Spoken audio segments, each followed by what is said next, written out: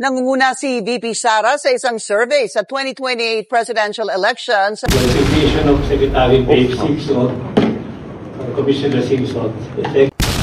ICI Commissioner Bib Singson, lalayasan na po si Bongbong Marcos, anak ng kamote. Magre-resign na po ang naturang commissioner sa Independent Commission ni BBM. Hindi naman kasi yan independent, dependent commission.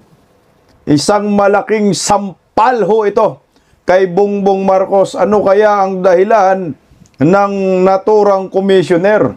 May dahilan, pero gusto po natin yung totoong dahilan. Ano ba ho talaga ang nag-uudyok sa kanya kung bakit lalayasan niya itong ICI? Kasi ito na po, kasagsagan na po ngayon ng pagtumbok ng mastermind. Ang dami na pong nadadamay. Ang dami na pong artista at characters tungkol po dito sa flood control issue, mga ghost project, na mismong si Bongbong Marcos po ay talagang nakatuon na po sa kanya ang paratang sa mga budget insertion. Kasama sa asawa niya, anak niya, Martin Romualdez at bayaw na anak ng kamote, no? Hindi ba kaya ito ang dahilan? Dahil wala na, first family na po yung sentro ng kontrobersya tungkol sa korupsyon ng gobyernong Marcos. Patay ka diha, nyor! Lalong malalaglag po itong mga bubunista, tanganista ni BBM pagdating ng presidential 2028 election. At patungkol po dyan, Vice President Inday Sara Duterte hindi talaga natitinag at muling number 1 sa pinakabagong survey ho. Pinakabagong survey. Presidential survey ngayong 2028, anak ng kamote, no? Kahit anong gawin ho nila sa mga Duterte, paninira, black propaganda, ang resulta, lalo pong minahal ng maraming Pilipino ang mga Duterte. Na kahit ginigipit na po ang mga supporters ng mga Duterte, anak ng kamote, number 1 pa rin si Vice President Inday Sara Duterte. No, 3 taon na, numero 1, wala pa rin tatalo sa Alaska. Pinag-usapan natin ng mga supporters. Ito, Senator Ronald Bato de la Rosa sa sampahan ng ethics complaint diyan sa Senado, anak ng kamote. Sino po ang nag-uudyok patungkol dito? Alamin po natin mamaya. Palike po muna, pa-share, pa-subscribe, at pakipindot po ang inyong notification bell upang lagi po tayong updated sa ating mga video. At sa mga gusto pong makapanood sa akin ng live commentary, sa Birada Agila po ako ninyo mapapanood Lunes hanggang Biyernes, alas 2 hanggang alas 4 ng hapon sa Birada Agila YouTube channel. Maraming salamat sa mga nanonood. Thank you so much po sa inyo in advance. Unahin na po natin itong mga kababalaghan ng gobyernong Marcos, no? Ay tungkol po ito kay Bib Singson, no? Nagugulat po tayo, mga kaibigan ko, mga kapwa ko Pilipino, na bigla na lang ho merong ganitong balita na magre-resign na po itong si Singson bilang isang commissioner ng ICI. Ano kaya ang totoong dahilan? Inanunsyo po yan kanina ho mismo ng chairman ng ICI, si Reyes ba yun? Andres Reyes. Narito po ang balitang yan, pakinggan po natin.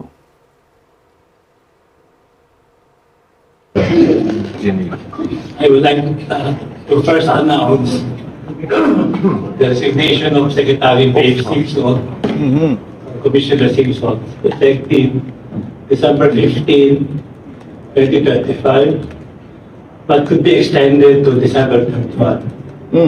He mentioned the very intense and stressful ICI work as taking its toll on his aging body. Ngayon, hingal si Andres Reyes. Sa pag-announce, hingal na hingal. Ayan na po ang reason niya, stressful. Yan, stressful daw. At tawag yan. Ito, ayan. stress. Stress na daw siya at sa kanyang kaedaran. Intense. Intense. Tapos, stress. Hindi ako naniniwala dyan na yan yung reason niya. Oh. Isipin mo, kung ikaw ay yan ang dahilan mo, dapat nung una pa lang, hindi mo na tinanggap. Kung pagkakaedad yung reason mo, dapat nung una pa lang, hindi mo na tinanggap. Diba? Kasi, siyempre, korupsyon ang pinag-uusapan. O baka naman, akala lang niya na sincero si Bongbong Marcos. Ito, teorya ko lang. Akala siguro niya, sincero si Bongbong Marcos sa paglaban ng korupsyon. At akala siguro niya, yung korupsyon ito ay hanggang Martin Romualdez lang at Saldico. Pero ngayon, lalong mabigat talaga, mapipressure ka talaga dito, ma-stress ka. Kasi nga, nasa first family na po yung issue. Kahit pa naman ho sino, para sa akin, kahit gaano kagaling, no? Pag ang pinag-uusapan na ho ay korupsyon, tapos nakatuon na doon sa nag-appoint sa inyo, malamang sa malamang ma-stress ka. Kasi noon una pa lang, sinabi na ho natin, wala yan. Yung ICI na yan, itinatag yan ni Bongbong Marcos, ang purpose yan, for cover up sa katotohanan. Siyempre, ang nag-appoint kayo si Bongbong. Pinapasahuran ka dyan, milyon-milyon eh. O kailangan mo sumunod. Kailangan mo sumunod sa agos. Kung ano yung utos sa'yo nang nag-appoint sa kinalalagyan mo ngayon, susunod ka. Baka siguro ho ito, sa pagkakataong ito, hindi na niya kinaya siguro yung sikmura. Intense, stress, putay na. Hindi ka ma-stress. Ang korupsyon ngayon ay nasa first family na, nasa asawa, nasa anak, nasa bayaw, nasa pinsan. Itinuro o mismo ng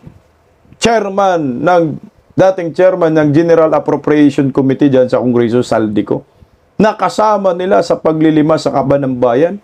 Mafia insertion. Malamang, mai-stress ka. Kaidaran. O baka naman siguro talaga, hindi na ho kaya niya sikmurain ang kaliwat ka ng korupsyon. Baka nagulat siguro sa anak ng kamuti. Ang hirap nitong kalagayan namin ngayon eh. Isipin mo, ang purpose mo dyan, kaya ka itinalaga para i-determine kung sino yung pinaka-mastermind ng flood control, ng mga insertion. Takin mo ha. Ngayon yung nag-appoint sa'yo, nag-appoint ito, ngayon yung nag-appoint sa'yo, itinuro ngayon na mastermind. Hindi lang itinuro, hindi lang siya, kundi pati yung anak. Hindi lang yung anak, kundi pati yung asawa. Hindi lang yung asawa, pati yung bayaw. Hindi lang yung bayaw, pati yung pinsan, anak ng kamote. Ngayon, saan ka lulugar, Singson? Di ba? Mai-stress ka. Baka mamaalam ka nang wala sa lugar, no? Ngayon mo, ha? Siguro, ang nakita ni Singson, kutangin na, kaya pala tayo itinalaga dito para sa cover up. Para ilihis ang katotohanan. Minamanduan. Pero hindi niya siguro masikmura. Tika, hindi po pwede. Ang pinag-usapan dito, pera ng bayan at yung mga nasalanta na biktima ng baha. Maraming namatay patungkol sa baha. Nakonsensya siguro ho ito. Para lang ho sa akin, ha? Nandun yung konsensya siguro niya. Oy, teka, kung ganyan naman pala ang gagawin natin, tatakpan ang katotohanan, kayo na lang. Kasi ako, nandito ako, akala ko ay totoo, lalabanan ang korupsyon, kayo na lang. Ito pa yung pinakamasaklap. Isipin mo, yung 10,000 na proyekto, no? ng Armed Forces of the Philippines at Philippine National Police. Sila po mismo nakadiscovery, mga kapulisan at militar, na mayroong ghost projects na 249. Isipin mo yan. Oh, di ka ba ma-stress? Hindi ka tatanda dyan? Talagang intense yan. Yung trabaho mo, intense work nga. Ang sabi niya dyan, intense work. Hindi ka matatakot. Malacanang, uniform personnel, pare-pareho eh.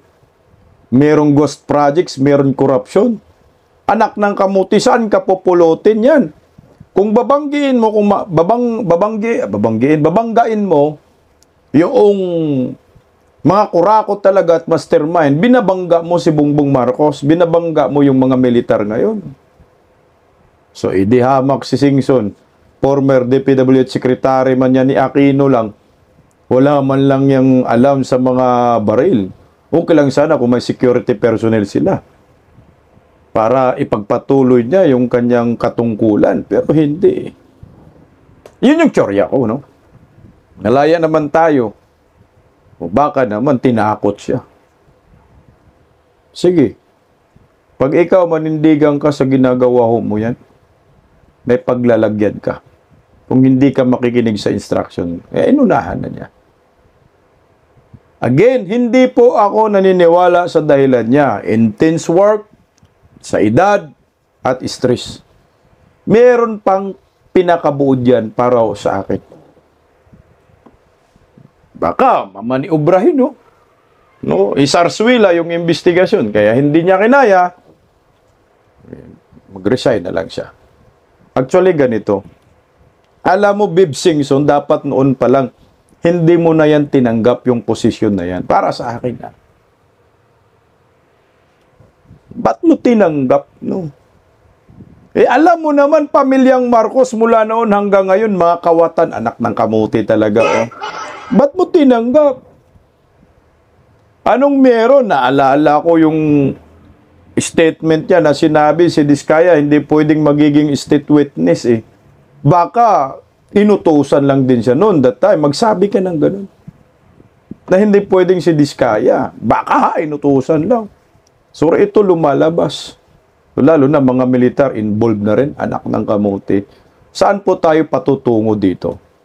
Kaya meron nga ho naghamon sa militar eh.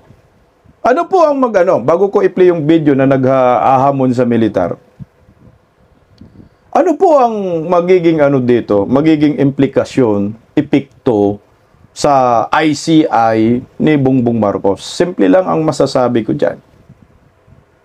Ang epekto nito yung kredibilidad ng pag-iimbestiga ng ICI. Dalawa na po yung umalis dyan. Si Magalong alias Buplax na tinawag na upaw ni Pulong Duterte. Tapos ito. Mantakin mo, ilang buwan lang. Ang sabi pa nga ho ni Magalong, mahaba-habang investigasyon to. Ang sabi rin niya, hindi madali. Pero ito, dalawa na kumalas. Parang magkapareho siguro sila ng rason para sa akin, si Magalong at saka ito. Pero ako, dismaya daw kay Magalong, nagpagamit na rin sa Marcos admin against Duterte. Pero ito, ano kaya ang dahilan niya? Kaya maraming mga Pilipino galito ngayon. Una pa lang, hindi mapagkatiwalaan yung ICI ni Bongbong. Dahil siya man ang nagtalaga dyan. Na ngayon, merong isang reporter na naghamon dito sa mga militar. Sabi, putang na. Ano bang ginagawa ho ninyo? Pamilya, anak, tatay, pinsan, asawa, involved na dito sa korupsyon. Patuloy ba kayong mananahimik? Kasi tayo, di ba? Naghanap tayo ng kakampi, naghanap tayo ng katuwang para may siwalat ang buong katotohanan. Kaya ito, natutuwa tayo. Merong isang mga reporter, naggalit na galit. Oh, tingnan natin. Ating mga kasundaluhan ay nabubuhay sa kawalang hiyaan sa ngayon. Ayaw nilang tumindig sa katotohanan. Kapayapaan, they can do it peacefully. Hindi ba ga?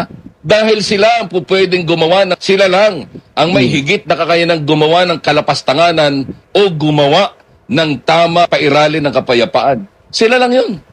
Sapagkat sila ang may kapangyarihan. Sila ang may hawak ng armas at kung ano pa. Pero mas pinili ng mga ito na manatiling pikit.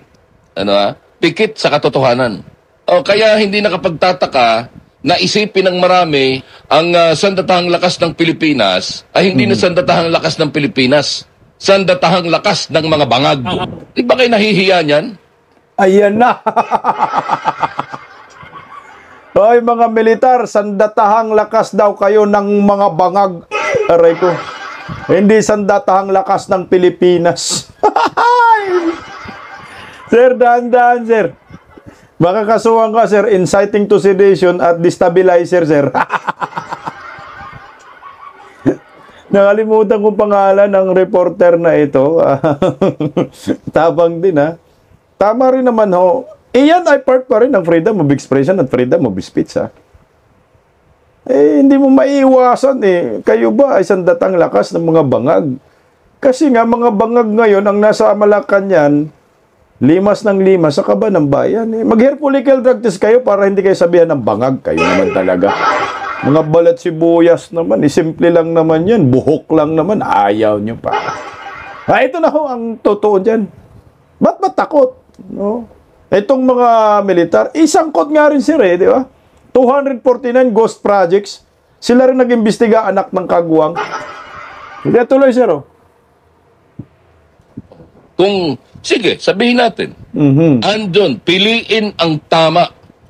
Sa palagay ba ninyo, armed forces, nasa tama kayo? Hindi. Sa palagay ba ninyo, tama na isang tao lamang ang inyong pinagtatanggol, samantalang ninanakawan, nalulunod sa baha ang mga mamamayan na dapat ay siya ninyong pinagsisilbihan? Tama ka dyan, sir. Palakpakan natin si sir. Lumalabas kasi itong mga militarya, pasintabi sa mga magagaling na mga militar. No? Alam naman natin, marami pa rin mambubuti at mga kapulisan. Pero ito po ang nakikita natin sa inyong institusyon. Pagpasensyahan nyo po kami. Di namin kayo nila lahat. Nagiging tuta po kayo ni Bongbong Marcos eh. Isang apelyido lang yung pinagsilbihan ninyong Marcos eh. Katakot-takot na po na controversial na ito, trilyon po ang pinag-uusapan. Ngayon naman, lumalabas na naman na King of Pork Barrel. Kings kasi dalawa. Sandro Marcos, Martin Romualdez, tahimik talaga tayo. Kaya ikaw, Singson, sa pag-resign mo sa ICI, putang ina, alam ko meron kang nalalaman. Siwalat mo nga, magsalita ka nga, yung totoong dahilan, nang maliwanagan tayo. Kasi ang nakikita ho natin, pinagtatakpan talaga ng mga militar, kapulisan, itong si Bongbong. Putsang ina, wag po, maawa po kayo sa bayan. Sandatahang lakas po kayo ng Pilipinas, hindi po kayo sandatahang lakas ng mga bangag, sabi ni Sir. Tuloy nga, Sir. Alin dyan? Nasaan kayo dyan sa party na yan? Pati ba kayo? Oo. Kawawa naman kayo. Pero sa isang banda, kung titindig kayo, maniwala kayo. Hindi kayo pababayaan ng kung sino mang papalit sa inyo ayon sa nasasaad sa konstitusyon. So, sabi ko nga, hindi. Mas pinili ninyo manatiling nagbubulag-bulagan. Mas pinili ninyo yan. Yan yung mapait eh. Palagpakan natin si Sir. Kalimutan ko yung pangalan. Nasa Abante. Ang hirap po niyan eh. Magbulag-bulagan ka. No? Ikaw militar ka. Tinagurian ka sandatang lakas ng Pilipinas. Mismong sa loob natin ng bansa. Mayroong problema. Paano tayo ipagtanggol ng mga yan? Itakot nga sila sa mga politiko. Sa mga kawatan sa gobyerno. Di wala tayong pag-asa. Kung ganun ang lalabas. Ito si Bib Singson na nilayasan na si Bongbong Marcos, dito pa lang eh. Malaki na po yung ano dito, palaisipan. Bakit bigla ho kang umalis dito sa ICI ni Bungit? Siyempre animal, may pinagtatakpan. Hindi na siguro masisikmura ni Singson. At yung galit ng taong bayan, sobra-sobra na rin ho. Baka sa isip niya, animal. Ang tanda ko na, madadamay pa ako dito sa galit ng bayan. Kasi questionable yung kredibilidad ng ICI una pa lang. Walang ang live stream eh. So ikaw, matanda ka, sabihin na lang natin, maganda yung reputasyon mo, nagiging former DPWH secretary ka.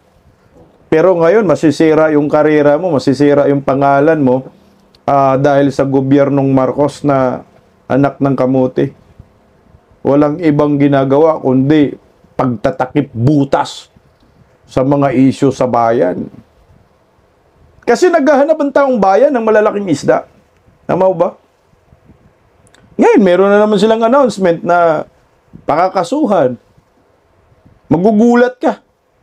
Yung mga taong hindi man lang pinangalanan ng mga kontraktor, lalo na ni Diskaya, iyon patuloy ang kinakasuhan nila at kagulat-gulat yung mga pangalan ng mga senador na lumabas. O pakinggan po natin. O siguro, hindi na natiis niya ni Beb Singson. Putang na, sobrang kasarswela na ho yan. Hindi na maganda. Niluluko na natin ang taong bayan. Wag na. O ito, pakinggan natin ulit itong announcement nila dito. Kinakasuhan. We will also recommend, the Commission will recommend, ang pagsampa ng mga kaso laban sa mga these following persons. Former Senator Bong Revilla Jr., Leonard Ngo, Carlin Villia, Gerard Opolencia, Manny Bolusan, Ruel Umali, Jean Ryan Altea, Carlin Yap Villa, J.Y. De La Rosa, Mrs. Patron, and Carlo Aguilar. Ang posibleng mga kaso ay direct or indirect bribery and corruption of public officials, plunder and administrative sanctions, amongst others. Tingnan nyo. Yan ba yung mga malalaking isda na gusto nating ipakulong? Dito pa lang, pag ikaw si Beb Singson, baka sasakit din ulo mo eh. Ina yan, no? Papunta na ba daw sa malalaking isda? Putsang ina. Si Crispo, okay siguro yan kasi kasama mo yan sa General Appropriation yung sa BICAM. Si Crispo, Saldico. Pero, Jinggoy, Bong Revilla, Joel Villanueva pa. GIL talaga, ginagago talaga ng gobyernong Marcos. Oh. Ako sa akin, putang, kapanipaniwala ko sana ito kung yung isang dambuhalang kawatan na alam na ng taong bayan kurakot ay isinama dyan. Kasama si Sandro. Si Martin Romualdez wala dyan eh. Sige nga pa. Sige, kumbinsihin niyo ako, mga bubunistang tanganista, na maniwala ako sa kanilang mga listahan dyan. Makukumbinsin niyo kaya kami na ang aming gustong mapanagot ay itong si Martin Romualdez, Saldico, Sandro. Kutangina. Nasaan yung mga pangalan nila dyan? Bakit pinagtatakpan ho ninyo? Magulat ka, itong si Bong Revilla, hindi man sinabi ni Saldico kasama, no?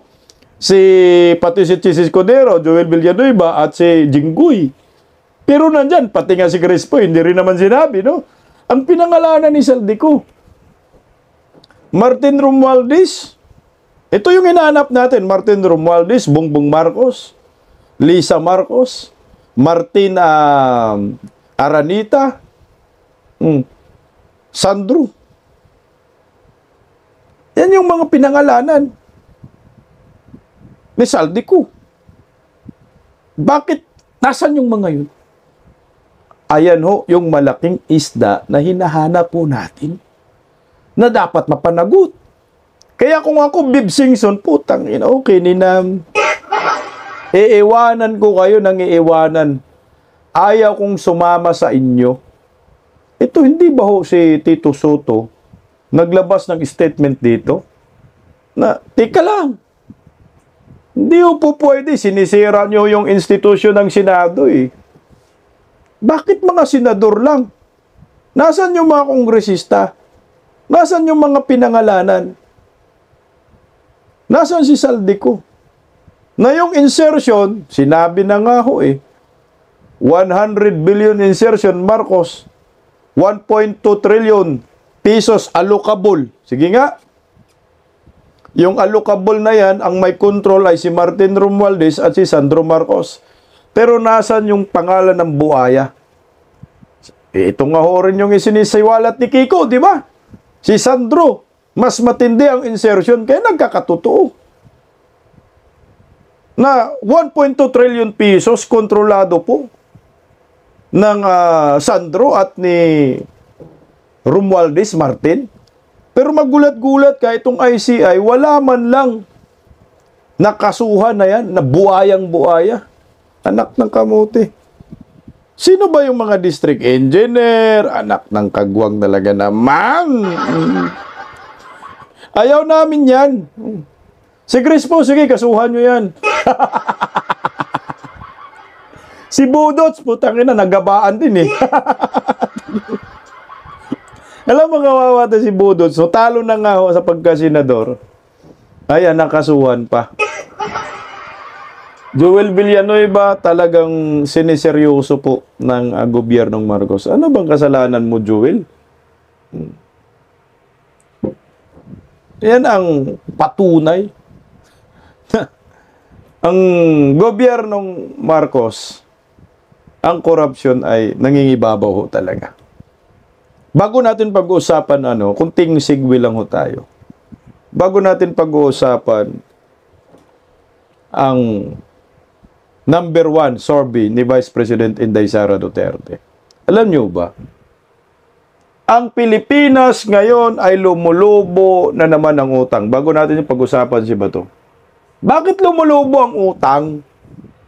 Dahil nga sa korupsyon, kaliwat kanan. Gusto nilang mangutang na mangutang para may makurakot.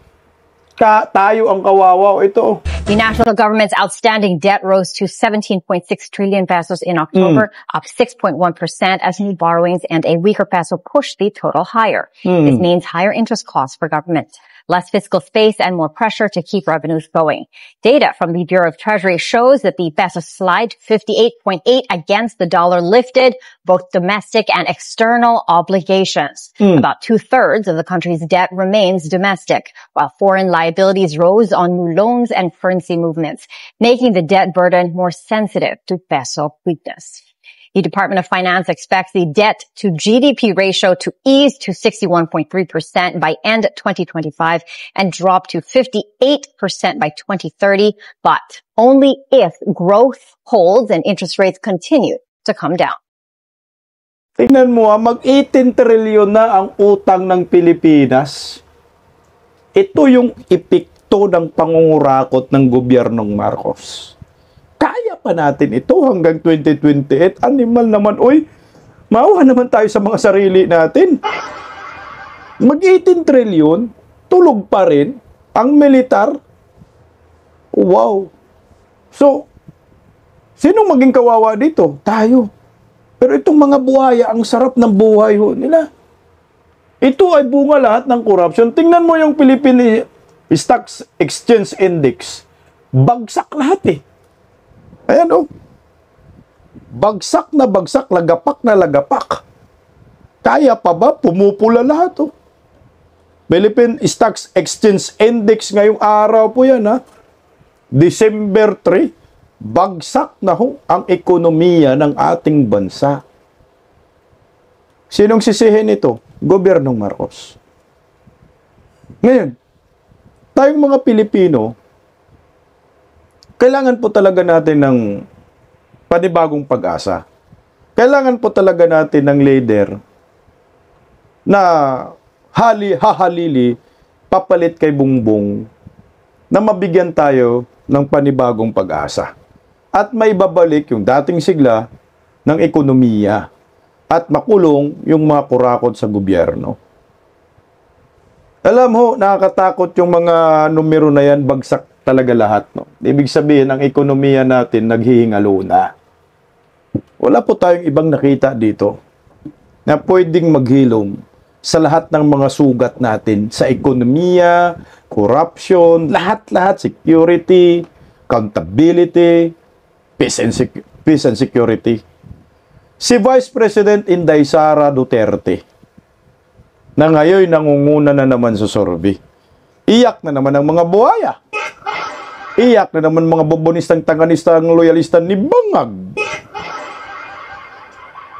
Tanggapin nyo na lang na mahal talaga ng bayan ang mga Duterte. Na kahit anong paninira ho ninyo, ang Pilipinas ay Duterte pa rin. Mangiyak-ngiyak na lang kayong mga hinayupak kayo ng mga dilawan kayo. Yung 2028, Duterte talaga yan.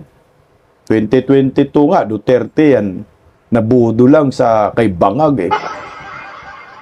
Tingnan mo, grabe ho yung banat nila sa mga Duterte, Inday Sara, Sanim Puwersa, sila dilawan, piklawan, komunista. Pero at the end of the day, ang sigaw pa rin ng taong bayan, kahit sinong ibangga mo kay Inday Sara, Duterte pa rin ho. Ganun pa rin po ang sigaw ng taong bayan. No question about that po. English ha. Sa Tagalog, wala pong katanungan patungkol dyan. Galit na naman ang mga troll sa atin. Sa Bisaya, wala na'y pangutana dyan dong. Wala na'y pangutana diha dong. Duterte talaga dong. Yan naman talaga. Pero kakaiba po yung survey na lumabas. Hindi kagaya ng mga survey na yon, kumbaga kung ang tinatanong na kung ikaw ay boboto, ako ngayon ang eleksyon, ay sinong iboboto mo, nandiyan mga pangalan nakalatag. Pero ito kakaiba. Ito muna pakita ho natin. Ayan. Vice President Sara Duterte patuloy na nangunguna sa 2028 presidential election. Aray ko! Duterte, 33%. Ayan. Ang dumidikit si Rapi Tulfok. Rapi Tulfok, 13% iyak. Sunod, ang layo, no? Wala pa nagkalahati. Tanginang lamang, di na kaya ho ito. Sunod, Lini Robredo, 13%.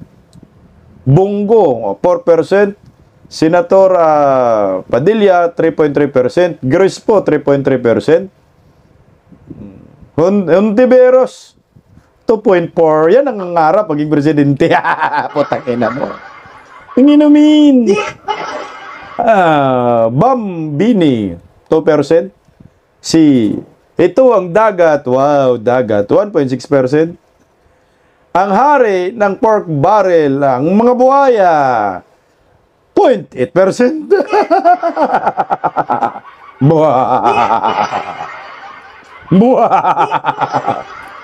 Mas mataas ba ang hindi sigurado?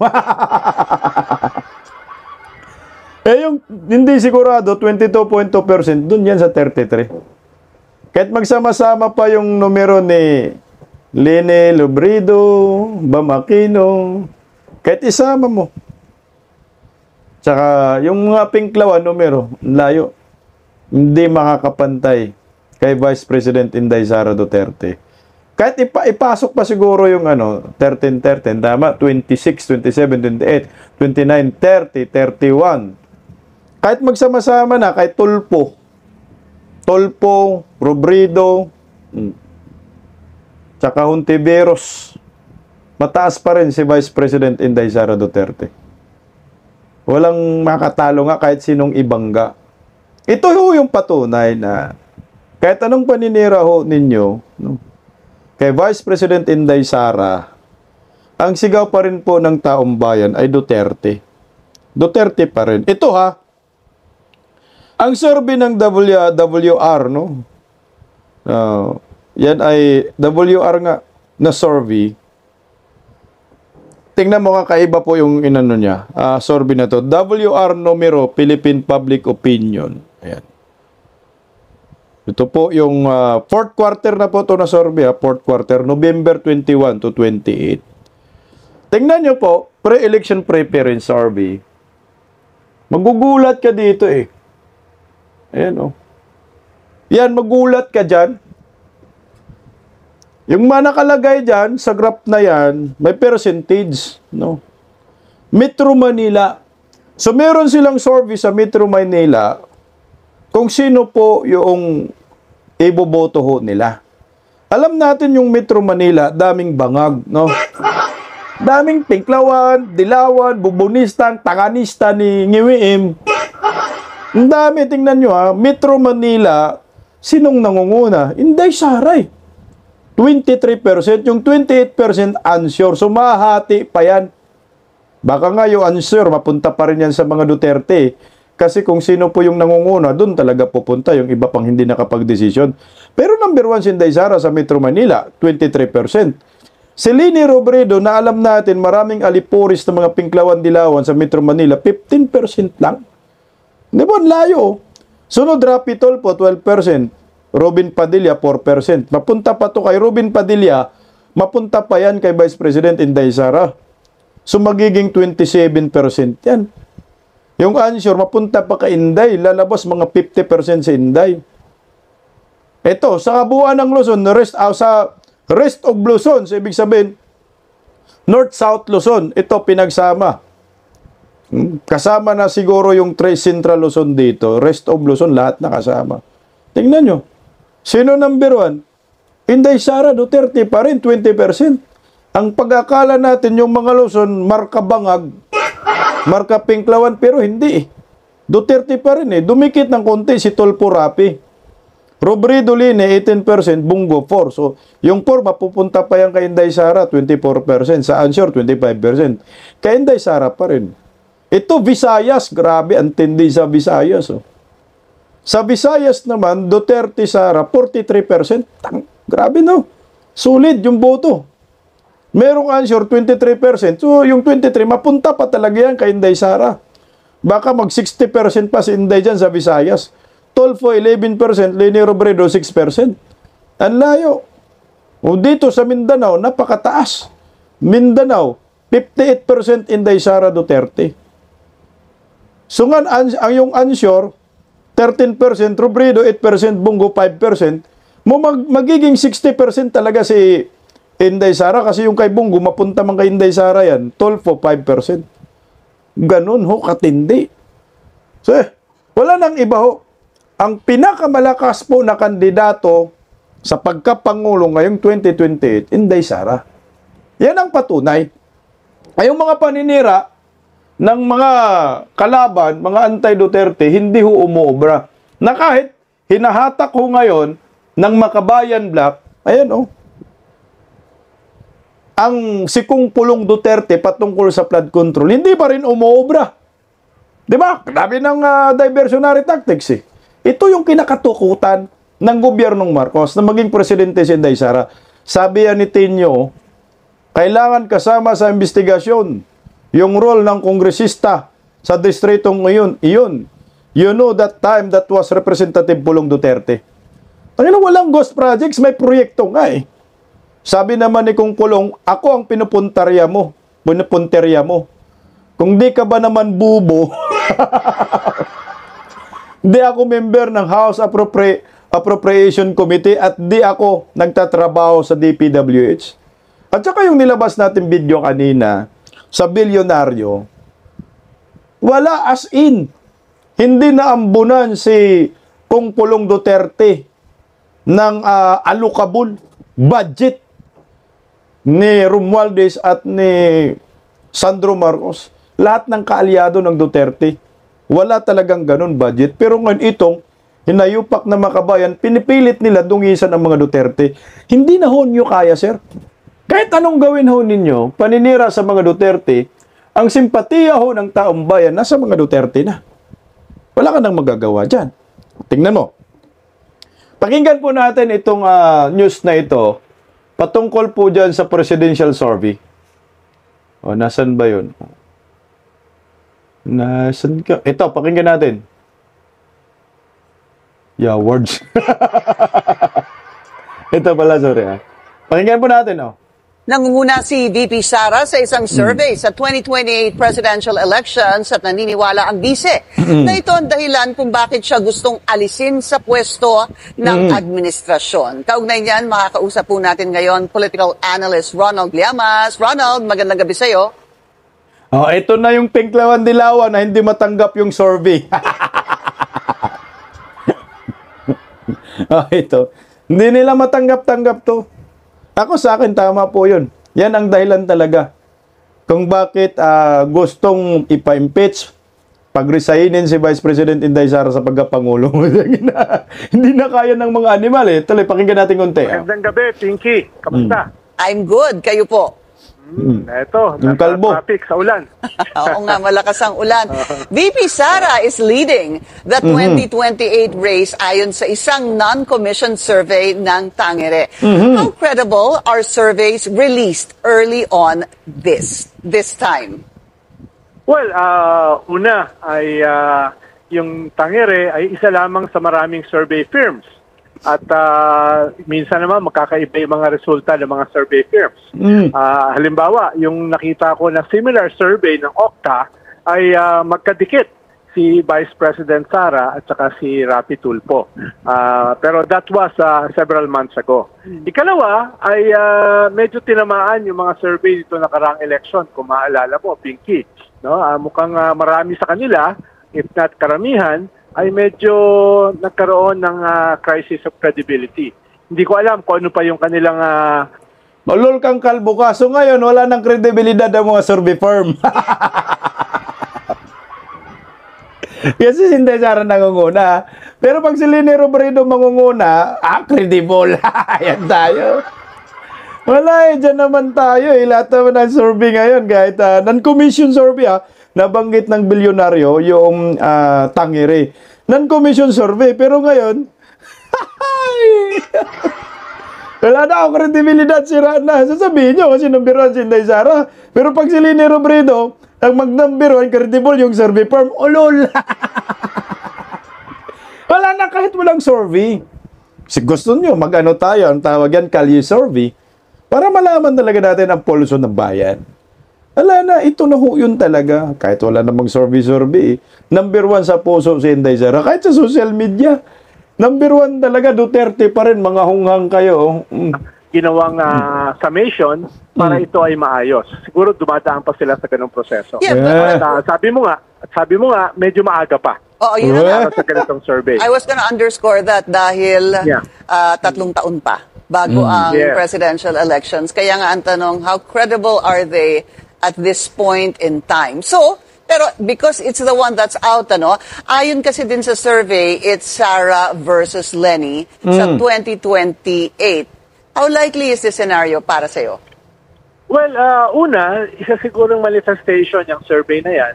Sa lahat ng nakalagay dyan, si Vice President Sara pa lang ang medyo openly nagsabi na tatakbo siya sa 2028. No? Mahalaga yun eh. Dahil pag hindi mo sinabi na ikaw ay kandidato, hindi ka ganun kataas. Sabi nga nung... Ikaw naman, yamas ka, fake news ka rin eh. Hindi naman nagsabi si Inday Sara na openly sa public na siya ay tatakbo sa pagkapangulo. Sinabi pa nga ni Inday Sara, wala pa naman siyang official na sasabi tatakbo siya sa pagkapangulo. As in, 3 years na lang, magto 2 years kalahati, almost 3 years. No? Wala naman siyang sinabi na ganun. At ako sa akin lang matik kasi yan sa survey, kung sino yung vice-presidente, yun yung ina-assume ng mga survey firm na tatakbo sa pagkapangulo. Alam mo ako, mas naniniwala nga ako dito ngayon sa mga survey ngayon. Sa totoo lang, bakit? Simula ng 2022, 2023, 2024, ngayon 2025, di ba may mga survey na agad na maaga? Sino nagpa-survey nun? Di ba sila ni Martin Romualdez? Yung survey sila. Para titingnan nila ang pulso ng bayan. Sino ba yung lumulusot sa mga survey? Sige nga. Sino? Sino yung nagiging consistent na number 1 sa mga survey? Kahit bayad na ni Martin Romualdez at ni Bongbong Marcos, Vice President Inday Sara Duterte. Yung sinasabi ni Llamas na dikit si Tulfo kay Inday Sara, may time na dumikit. Pero nung simula ng investigasyon sa PCSO, laging may panalo, nasira si Rapi Tulfo doon. At nung dumikit-dikit siya sa mga Marcos, sira o sila. Wala na pong mangyayari talaga. No choice na kayo. Kundi tanggapin nyo na lang ang katotohanan. Within 3 years, Inday Sara, number 1 sa survey. Nakita nyo ba si Inday Sara na nag-number 2? Hindi. Number 1 lagi. Kapag tiningnan mo, yung kredibilidad ng mga survey firm, sabihin na lang natin, nagka-problema last election, pero by this time, nakikita ko consistent Consistent yung result. Consistent kung sino po yung nangunguna. Ang layo ni Leni Robredo. Sabi ko nga, magsama-sama na yung 1, 2, 3. Ang mga pinklawan, huwag na si Bungo kasi atin si Bungo. Pagsamahin natin yung lahat ng green. Pagsamahin natin ng lahat ng asol. Pagsamahin natin yung lahat ng pinklawan, dilawan. Isama nyo pa kung kan Martin Romualdez. Ang layo, no? Nangunguna pa rin yung kulay green. Hindi nyo na po yan may tanggi. Si Kuya Bungo nga po, na magulat-gulat ka, ang taas ng numero, di ba? Nung nakarang eleksyon, 27 million. Bato rin ganun, 20 plus million. Vice President Inday Sara, 32 million. Kung walang mikos-mikos sa 2028 presidential election, baka majority ng boboto kay Inday Sara, mga Pilipino, abot ng 40 million. Yung mga nakikita ko. Kasi ang Pilipino kasi, tinitingnan nila kung sino yung inaapi. Sino yung dinidiin. Doon talaga pupunta. Ito na po yung resulta. Maniwala kayo sa akin. Hindi na po nasusustain ni Tambaloslos na siraan si Inday Sara, lalo pong umaangat. Itinataas. Tingnan mo si Tambaloslos, hindi man lang maka 1%. Putangin na ng mga buhayang-buhaya, halatang-halata.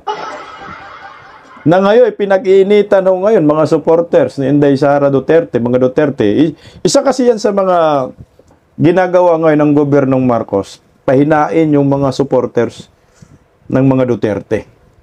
Una, si Tatay Digong. Talagang pinatahimik nila si Tatay Digong, nasa Netherlands. Ang resulta, noong 2025 midterm election, kamuntikan na mga manalo lahat ng mga senador kung hindi pa minikos ni George Garcia. Ganon din ito. Ito si Bato, tingnan mo gusto nilang pahinain o patahimikin. Kasi si Pastor Kebol pinapatahimik na, malakas na supporter yan ni Tatay Digong. May sariling TV network. So ito si Senator Bato, isa to sa mga tinatawag na uplan horos. Lahat ng mga galamay ng mga Duterte, mga supporters, pinapatahimik. Ito yung tusong tusong paraan ng gobyernong Marcos, yung mga sa gilid-gilid. Pinapatahimik na. Ngayon si Senator Bato, hindi na mahagilap. Saan ka nagtatago, Sin? Pinipilayan si Senator Bato, anak ng kagwang. Na ito naman si Tito Soto, inuudyokan din, may nag-uudyok din siya. Sampahan daw ng ethics complaint si Bato, anak ng kagwang. Ito muna, pakinggan natin itong banat ni DJ Cha-Cha-Cha, anak ng kamuti. Ito Hoy, pinklawan man si DJ Cha-Cha, di ba? Dilawan sila ni Pailon. Pailon noon. Nabuisit ako dito sa sa tanong niya. Ito naman si Tusoto, inuudyo ka na magsampa kayo ng ethics complaint labang kay Bato. O ito, pakinggan natin. Tito Sen, yung tungkol po dito kay Senator Ronald Bato de la Rosa, hindi po ba wala naman talaga sa rules ng Senado, even ng Kamara, na pag parati po nag-a-absent ang inyong miyembro, madidisiplina po ito. Pero kasi nagagalit na po yung taong bayan na sumusweldo pero hindi pumapasok. Ano pong plano nyo dyan sa Senado? Lol, ikaw lang nagagalit. Taong bayan naman talaga hayop. Ito naman, DJ Chacha, Anong nagagalit ang taong bayan? Hindi kami galit, ikaw lang. Baka pwede wag mo nang gamitin yung taong bayan, DJ Chacha. Gamitin mo na lang, nagagalit na mga pinklawan, komunista, mga dilawan. Ayan. Kung tangina, totoo talaga yan, galit na yung mga hinayupak na to. Mga bobonista, ayan. Komunista, ayan. Dilawan, pinklawan, ayan. Loyalista, mga tanga. Yan ang nagagalit. Pero senator kami, taong bayan, hindi Nga. Ang pinakamagandang paraan dyan, para yung mga nagbabayad sa amin para kami magtrabaho, mga kababayan natin na nagpapasweldo sa atin, para hindi magalit at pakita may magagawa kami. Ang pinakamagandang paraan namin dyan na nakikita ko is may mag-file sa Committee on Ethics. Tingnan mo, Kasi kung wala yun, wala talaga sa rules ng Senado yun, na kapag hindi pumapasok, Sa House yata meron eh. Hindi ko I'm Wala not po. sure, ah. Wala, Tito Sen. Wala din. Tangino, tingnan mo ha. Ikaw Senate President ka, no? Senate President ka, ngayon ang anak ng kamote, imbis walang nag-iisip na magsampa ng ethics complaint kay Bato, ikaw pa ang nag-uudyok. Ikaw pa yung nagsasabi. Di ba ho dapat ikaw, Senate President ka, ikaw yung magtatanggol sa senador na ito? Bakit ba parang gusto mo nang putang ina mapahamak itong si Bato? Anak ng kagwang, may reason naman eh. Kung bakit siya ay hindi siya pumapasok eh. Hindi naman absent si Senator Bato noon, di ba ho? Nakita nyo bang uma-absent? Hindi. Bakit ba si Bongbong Marcos number 2 sa pinakamaraming absent nung naging senador siya? Number 1 si Manny Pacquiao. Hindi man lang na complaint sa Ethics Committee. Pero ito ikaw ang nag-udyok. Anong klaseng hinayupa ka na Senate President na gusto mong malagay sa alanganin itong si Senator Bato? Ano bang kasalanan ni Bato? Wala naman eh. May hugot nga eh. Hindi nga, pakinggan natin. Going 3 weeks nang wala si Senator Ronald Bato de la Rosa sa Senado at sa mga kumukwestiyon daw sa kanyang paid absences. May payo si Senate President Tito Soto. Yan ang agenda report ni Hannah T.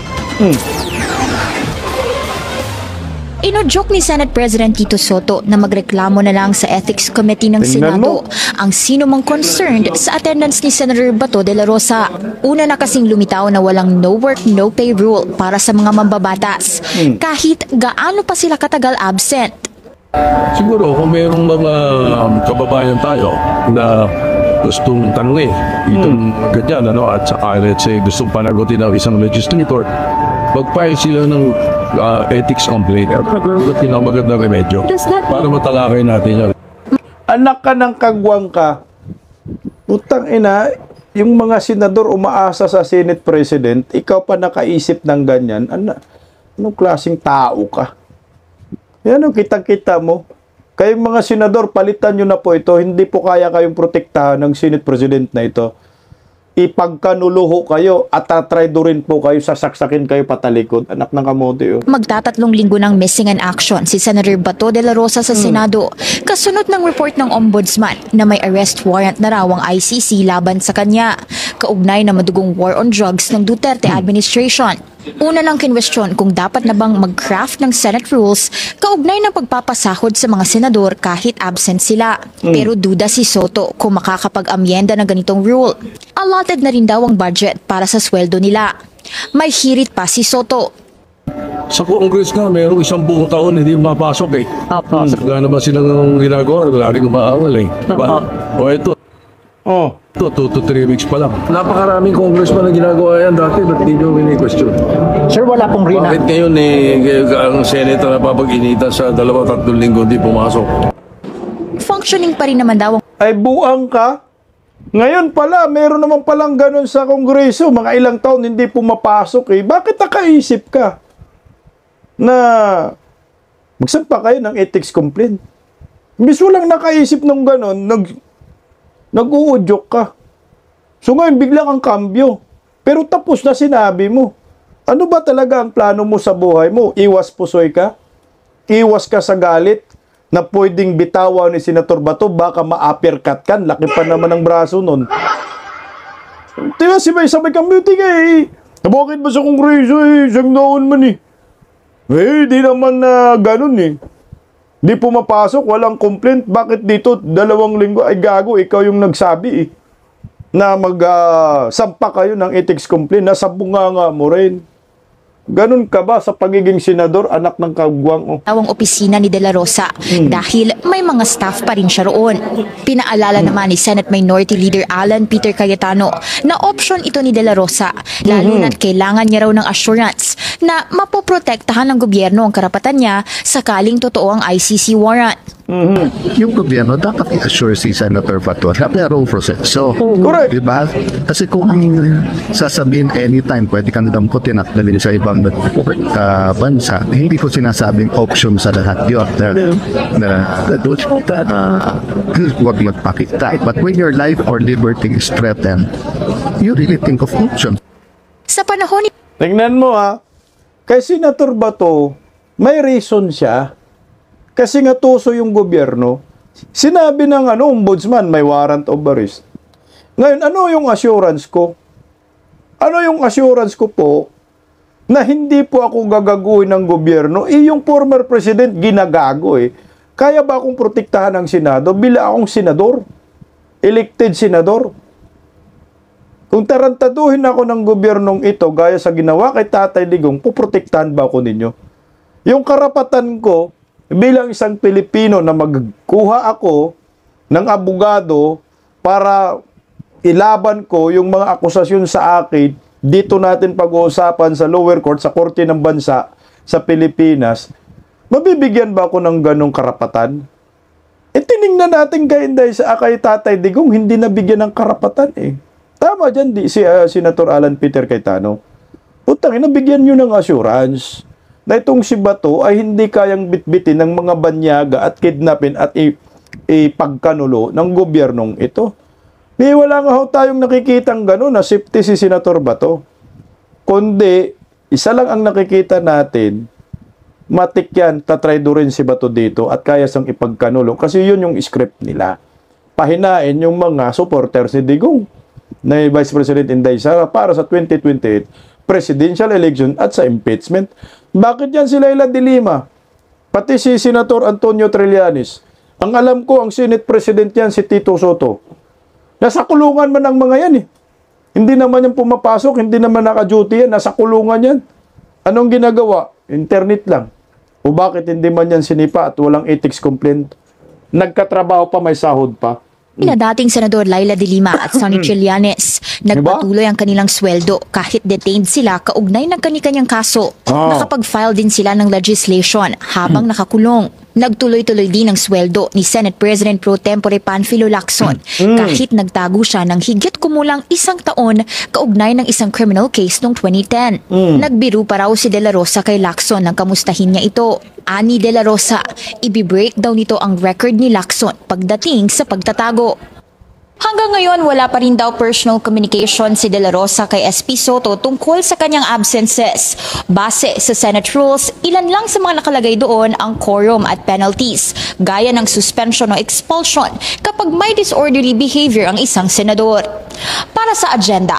Ito, pakinggan natin yung sinasabi ni Lacson diyan na i-breakdown ni Bato yung pagtatago ni Panfilo Lacson. Ito. Tingnan natin. Well, it was in jest, because sa chat group namin, meron kami lahat ng all senators. So, I found time na kumustahin lang siya. Sabi ko, kumusta ka na? Mag-ingat ka lang, gano'n. Ang biro niya na sa akin, sir, i-break ko yung record mo sa pagtatago. Tapos may haha. Yun. Posible talaga ma-break.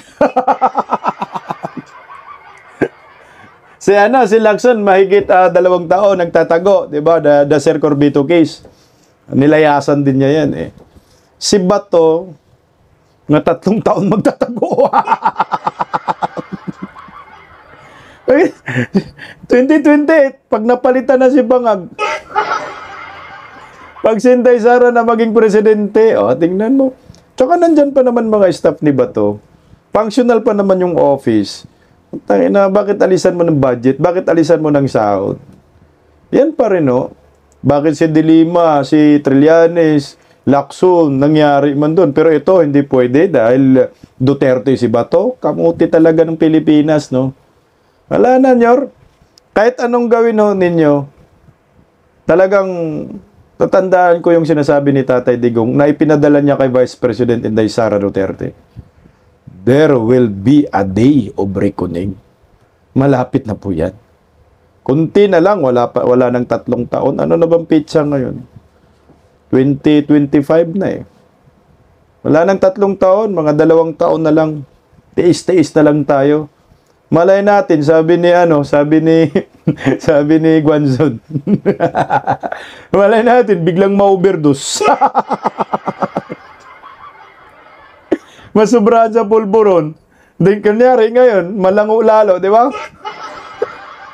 Maraming pera, ninakaw, galing sa kaban ng bayan, pag ma-overdose ng pulburon, balita, breaking news! Bubuhim! Na-overdose sa pulburon! Hindi na kami mahirapan nung magdipinsa kay Inday Sara. President Inday Sara Duterte. Kami na naman admin. Kayo na naman anti-admin. Tayo na, buhay gulong lang yan. Paikot-ikot lang po talaga. Paggising sa umaga, tanghali at gabi, nakikita ko ang post niya, ang hapdi. Paano nga ba to? Di ako makatanggi. Watch ko na lang at isipin ng mabuti. Bisdak Pilipinas. Bisdak, tinig ng katotohanan.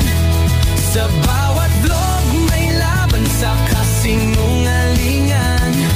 Mulat ang mata, gising ang masa. Bisdak Pilipinas, para sa bayan, gumigising sa diwa. Sa likod ng kamera, tapang ang dala, walang sinasanto kung mali ang gawa. Hinay-hinay, pero palaban. Boses ng tao sa digital na labanan. Bisdak, tinig ng katotohanan. Sa bawat vlog may laban sa kasinungalingan. Mulat ang mata, gising ang masa.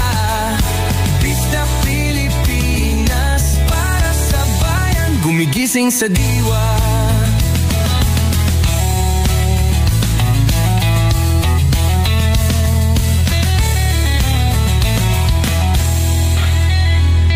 Hindi artista, hindi politiko, pero ang katotohanan, sigaw niya ay buo. Sa YouTube o Facebook man siya makita, may aral ka pa rin, may uwi sa bawat salita. Bisdak, gising sa katotohanan, di lang kwento, kundi panawagan. Sa bawat Pilipinong naghahanap ng liwanag. Bisdak Pilipinas, kasama sa pagbangon ng bayan. Bisdak Pilipinas, boses ng masa, gising ang diwa. Sa vlog mo, may pag-asa.